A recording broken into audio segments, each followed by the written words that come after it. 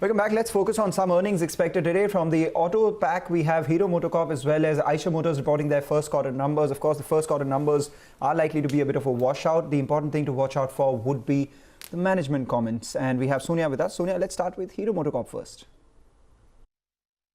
Well, thanks a lot for that. Hero MotoCorp will report a very weak set of numbers in Q1. Remember, Q1 was a washout quarter because 1/3 of the quarter went in the lockdown.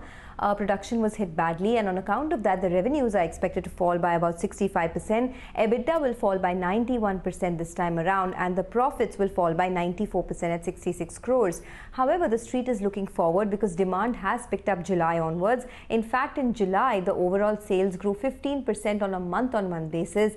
And if you look at it, the stock as well has risen 70% from the lows since the month of March.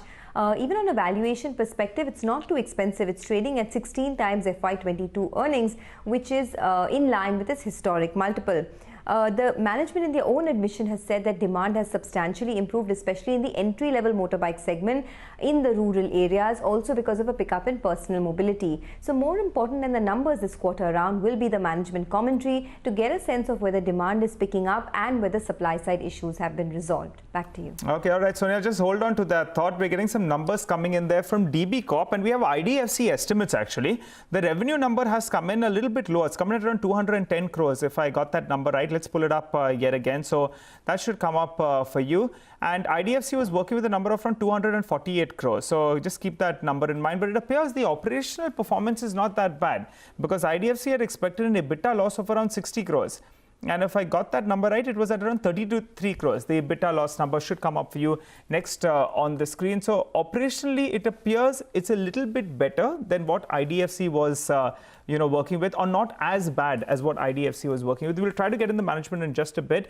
The first quarter appears, it was a bit of a washout. Let's hear them out in terms of what is, the outlook for the remainder of this year. For the time being, let's go back to Sonia.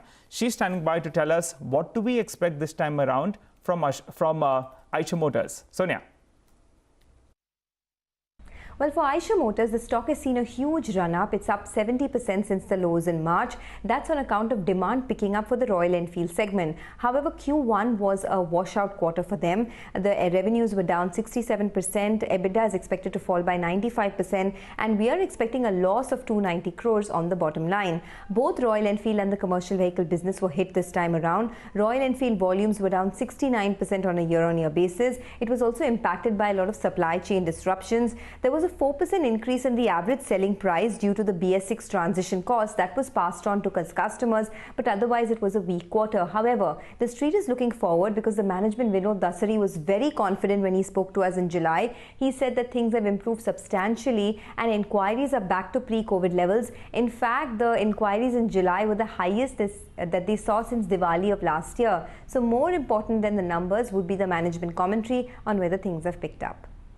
Sonia, thanks a lot for that. So those are a couple of auto names we'll be watching out for. But let's move on to the metal space. Then Nigel, Tata Steel will also be reporting their numbers. Well, that's right. In Tata Steel's case, we're expecting a weak set of numbers. On the top line itself, there'll be a sharp decline to the tune of close to around 30%.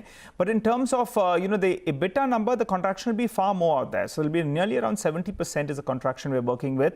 And in fact, in terms of margins, it is, likely to come in that range of around 5 to around 6%. These are the consolidated numbers. And as I always say, these are the least important numbers, the consolidated numbers. They're also working with a net loss this time around. But now let's get to the main focus. For Tata Steel, you're looking at the geographic breakup. That's the India business as well as the Europe business. What are the factors that are played out? Sales volumes have got hit due to lockdown in various parts of the globe. The other factor is that realizations are weak as well in the past quarter. So both of them don't move in their favor. What works for them is that raw material cost, well, that's seen a bit of a downtick. So some kind of cushion in terms of that.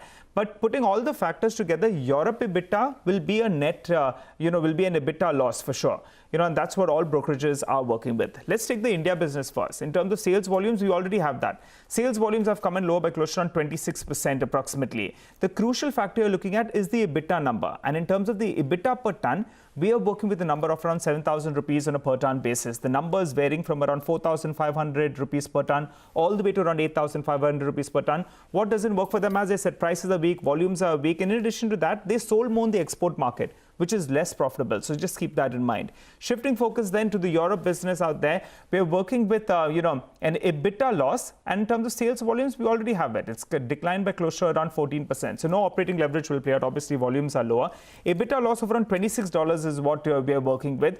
Keep in mind, they sold some carbon credits. So first look at these numbers, it could appear that it's very, very good because that will be included in these numbers in all probability. So you'll have to understand the numbers, stripped of the sale of carbon credits. Otherwise, most brokerages are working with the loss, EBITDA loss of around $20 all the way to around $40 on a per ton basis. Management commentary is the most crucial out here in terms of debt reduction. What are they doing in terms of the European business as well? So we'll have to keep an eye out on that, Mangalam.